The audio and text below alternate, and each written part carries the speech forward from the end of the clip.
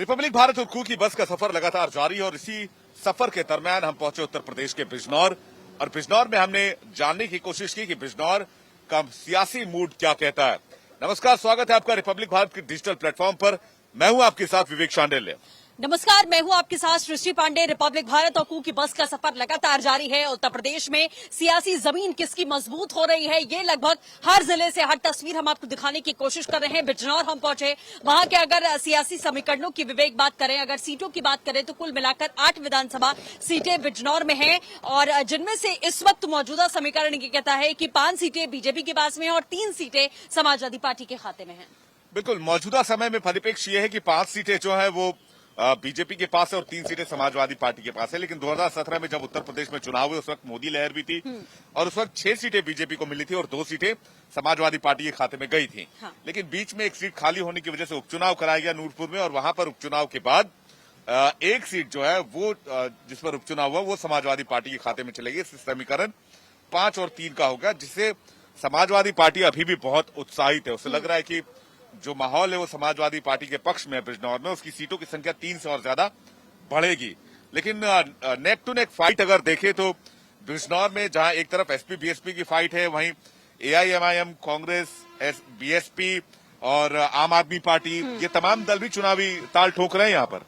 बिल्कुल चुनावी ताल ठोक रहे हैं। अब आरएलडी से भी पूरी तरीके से गठबंधन की बात यहाँ पर है, लेकिन सीटों पर अभी भी बात नहीं बन पाई है कि कितनी सीटें मिलने वाली हैं। किसानों का एक बड़ा मुद्दा रहा है जो समाजवादी पार्टी और आरएलडी मिलकर उठाने वाले हैं, क्योंकि सहारनपुर में भी, माफ कीजिएगा, बिजनौर में भी ये मुद्दा कहीं न कहीं उठने वाला है कि किसानों को लेकर वहां पर भी कल हमने देखा कि बड़ी बातचीत हुई कि जो भुगतान की बात थी वो पूरा नहीं किया गया। किसानों से जो वादे किए गए थे उनकी आय दुगनी करने की, इसको लेकर सपा और आरएलडी मिलकर एक आवाज जरूर उठा रहे हैं, बीजेपी को घेरने की कोशिश कर रहे हैं। हाँ। गन्ना बेल्ट है, मुजफ्फरनगर से शुरू हो जाता है। मुजफ्फरनगर, बिजनौर, शामली, इसके अलावा सहारनपुर, ये पूरा जो इलाका किसानों का इलाका कहा जाता है।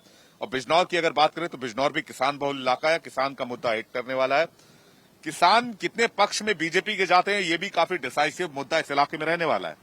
बिल्कुल, बीजेपी के लिए सबसे बड़ी चुनौती यही होगी, क्योंकि इस वक्त हम देख रहे हैं कि आरएलडी के साथ में राकेश टिकैत, जो कि किसान आंदोलन के सर्वा रहे, जिन्होंने 1 साल तक ये पूरा आंदोलन खींचा, वो नजर आ रहे हैं। तो सपा और आरएलडी का ये कहना है कि किसान पूरी तरीके से हमारे पक्ष में है और जो नाराजगी देखी गई थी वो चुनावों में जरूर उसका भुगतान बीजेपी को करना पड़ेगा, क्योंकि अगर वापस लिए है कानून तो इसका मतलब अपनी गलती मानी है और आखिरकार कानून थोपने की कोशिश क्यों की गई थी, इसका जवाब भी बीजेपी को देना पड़ेगा चुनावों में। लेकिन बीजेपी का दावा है कि किसान जो है अब बीजेपी के पक्ष में और किसानों का मूड जो है वो बीजेपी के पक्ष में जाता दिख रहा है। ये बीजेपी दावा कर रही है। हालांकि किसान किसके पक्ष में जा रहे हैं, ये थोड़ा सा भी चुनाव में वक्त है और इसमें बहुत ज्यादा काम होना भी बाकी है। हाल में ही प्रधानमंत्री मोदी ने कई विकास कार्यों का शिलान्यास, लोकार्पण किया। उत्तर प्रदेश में धुआंधार चुनावी प्रचार किया है। किसानों के लिए कई घोषणाएं की गई हैं। बिजली बिल समेत कई चीजों पर इस वक्त मौजूदा सरकार ने ऐलान किया, बिजली बिल के रेट को हाफ किया है। तो किसानों को रिझाने की कोशिश है और किसानों का अगर मूड बदला तो इस इलाके में बीजेपी को फिर कोई रोक नहीं सकता। 2017 वाले रिजल्ट दोबारा आ सकते हैं और बीजेपी मेजोरिटी के साथ 300 प्लस का जो दावा कर रही है पूरे प्रदेश में, वो हमें देखने को मिल सकता है। बहरहाल यूपी का महाभारत में आप भी हिस्सा ले सकते हैं। डाउनलोड करें कू ऐप, फॉलो करें रिपब्लिक भारत को।